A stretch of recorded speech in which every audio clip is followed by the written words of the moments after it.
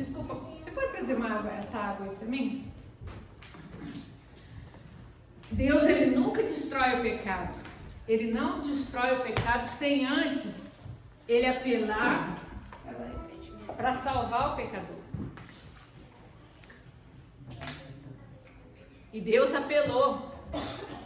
Ele apelou durante 120 anos para a geração pré-diluviana. Não foi? Antes do dilúvio, Deus não pregou lá 120 anos para que a nação antediluviana se arrependesse?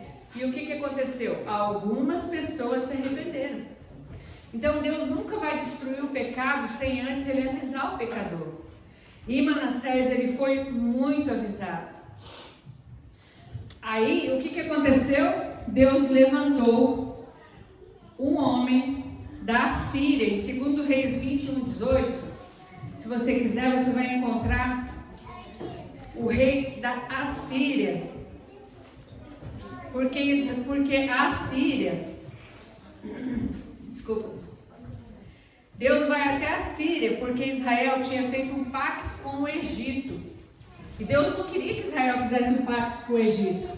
Aí ele foi lá, levantou um rei da Síria chamado Assurbanipal. E esse rei, o que ele fez com Manassés? Ele foi lá, prendeu Manassés pelo nariz. Ele colocou um negócio no nariz dele igual um boi e saiu arrastando. Ele levou o Manassés pelo menos 100 quilômetros arrastado pelo nariz. E Deus estava vendo tudo aquilo. E enquanto isso estava acontecendo, o povo lá de Manassés estava sofrendo, estava passando fome, estava tendo tudo, estava dando tudo errado, mas Manassés não se arrependia.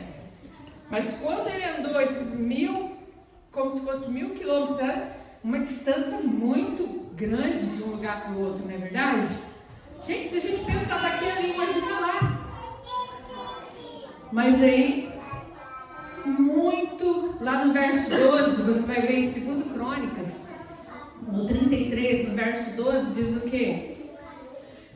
E ele, angustiado, orou deveras ao Senhor, seu Deus, e humilhou-se muito perante ele, perante o Deus de seus pais. Ele fez a oração, e Deus se aplacou para com ele, ouviu a sua súplica e tornou a trazer a Jerusalém, ao seu reino. Então reconheceu Manassés que o Senhor era Deus. Olha a história, ele teve que passar por tantas coisas, fazer tantas coisas erradas, mas ele chegou no momento que ele foi, buscou perdão e Deus perdoou. Agora você já imaginou? Você, quando você escolhe se humilhar a Deus, não vem de você, é o Espírito Santo.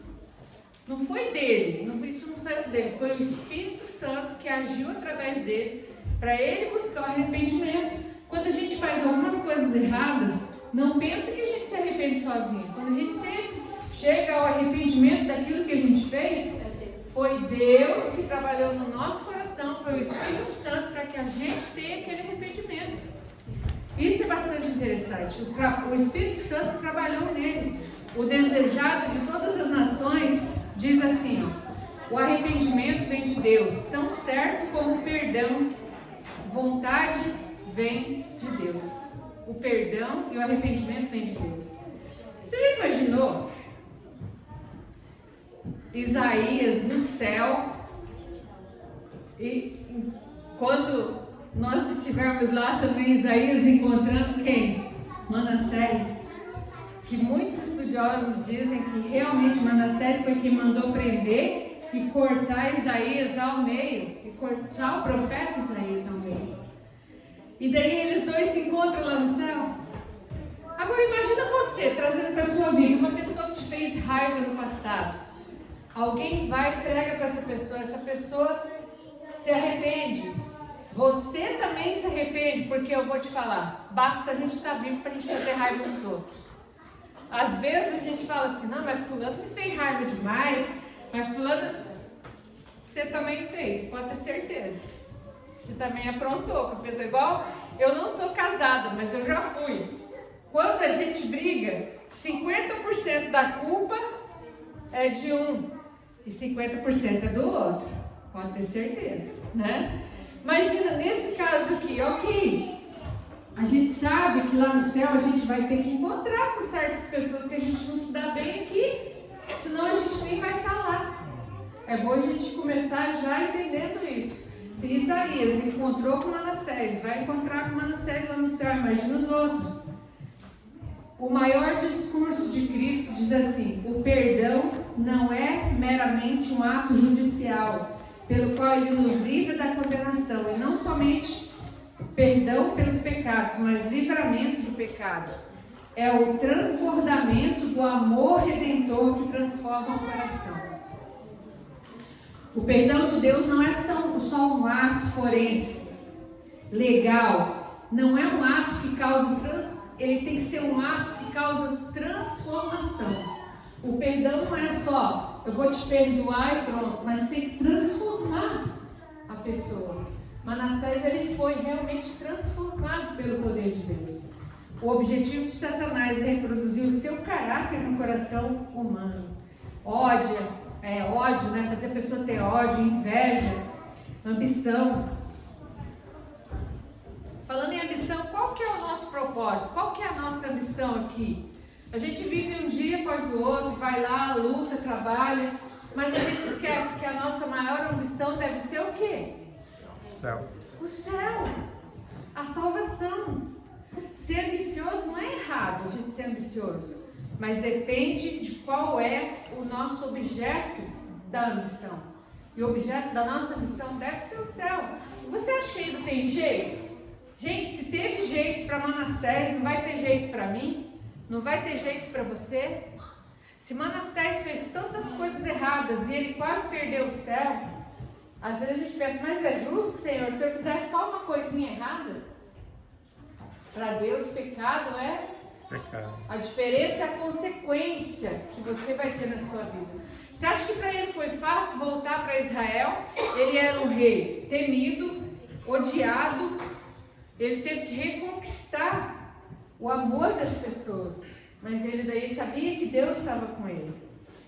E você sabe o que acontece? Olha, você pode estar no maior pecado que você estiver, com o maior problema que você estiver. Deus, ele nunca vai sair do seu lado. Você acha que nos momentos que Manassés estava lá passando por tudo aquilo, Deus não estava do lado dele? Ele estava do lado dele. Deus nunca vai sair do seu lado. É uma promessa bíblica. Quando Eva e Adão caíram, não foram abandonados. Se Eva e Adão tivessem caído e Deus tivesse abandonado, nós nem teríamos existido. Quando Eva e Adão pecou, Deus não abandonou eles de jeito nenhum. Quando Davi caiu, Deus não abandonou Davi. Quando Manassés caiu, Deus não abandonou. Quando Salomão caiu, Deus não abandonou. Olha isso. Cara, por que a gente às vezes esquece dessas coisas? Por que a gente não olha para trás na vida cristã, nas histórias da Bíblia? Esse não é o fim. Se eu sair dessa igreja hoje e morrer, eu não vai estar finalizado, não vai estar, porque eu amo a Deus, eu sirvo a Deus. Tem um presente, um futuro para mim, como tem para você. E quanta gente que está vivendo por aí nem sabe disso. Isso que a gente precisa fazer, falar essa verdade para as pessoas. Você não precisa ser santo para vir para cá. Manassés estava na pior fase da vida dele. Deus deixou ele passar por tudo aquilo. E às vezes eu me pergunto, será que Deus não deixou Manassés fazer tudo aquilo, passar por tudo aquilo, porque Deus queria chegar até ele? Será que não foram as orações de Ezequias, Senhor, porque o pai conhece o filho? Ele sabia que aquele filho dele lá ia dar problema no futuro. Você não sabe quando. Você não tem uma ideia do que é o seu filho? Não é?